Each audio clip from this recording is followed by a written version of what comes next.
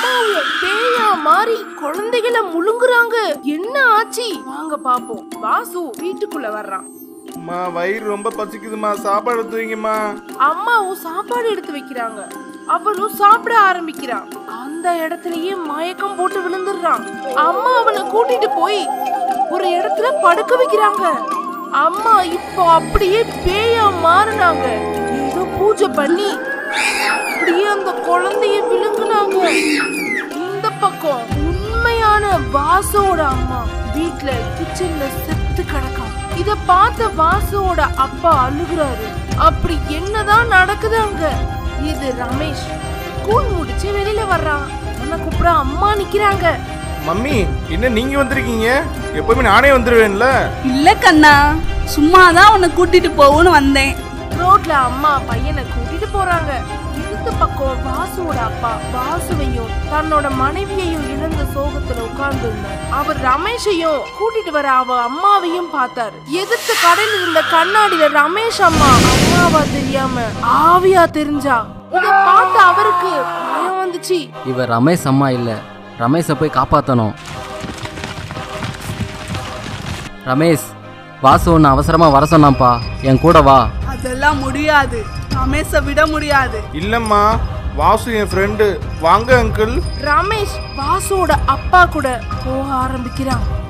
அப்போ ரமேஷோட அம்மா பேயா மாறினா. என்ன மீறி போக முடியாது. இவ பேயா மாறி நிக்க இவங்க 2 பேர் முன்னாடி வர்றா. அத பார்த்துட்டு அங்க இருந்த பூசாரி அங்க வந்து சாமி தண்ணீரை தெளிக்க அப்படியே மாயமா போயிட்டா. ரமேஷ் மிரண்டு போனான். பூசாரி என்னதான் நடக்குது இங்கன்னு கேக்குறாரு. சாமி, என்னோட வீட்டில் என்னோட ஒய்ஃபும் என்னோட பையனையும் காணுன்ட்டு சிசிடிவி கேமரால பார்த்தேன். பேய் வந்து என் ஒய்ஃபை கொண்டுட்டு அவளோட உருவத்திலேயே போய் என்னோட பையனையும் கொண்டுடுச்சு. நாம ஒரு பூஜை பண்ணலாம், கவலைப்படாதீங்க. நைட்டு பெரிய அளவுல பூஜை பண்றாரு. பேயும் கட்டுப்பட்டு வந்துச்சு. நீங்க யாரு, ஏன் இப்படி பண்றீங்க?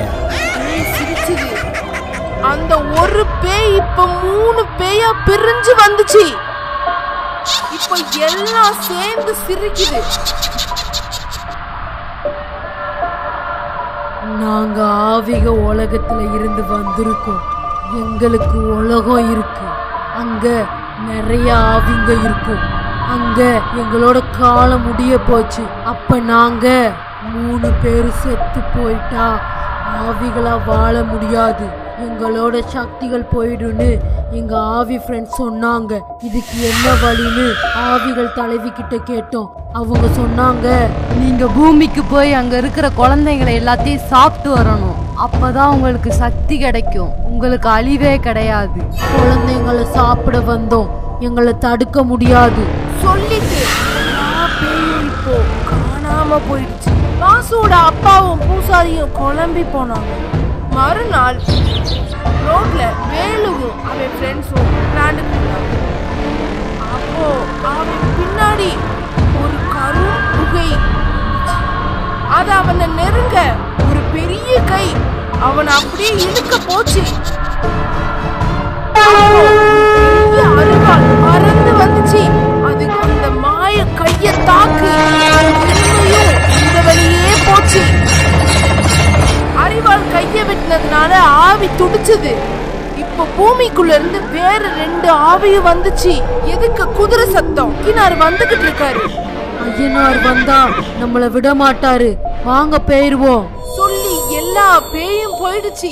ஐயனார் இப்போ எல்லா குழந்தைகளையும் காப்பாத்திட்டாரு. ஊருக்கு ஒரு பிரச்சனைனா நான் கண்டிப்பா வருவேன்.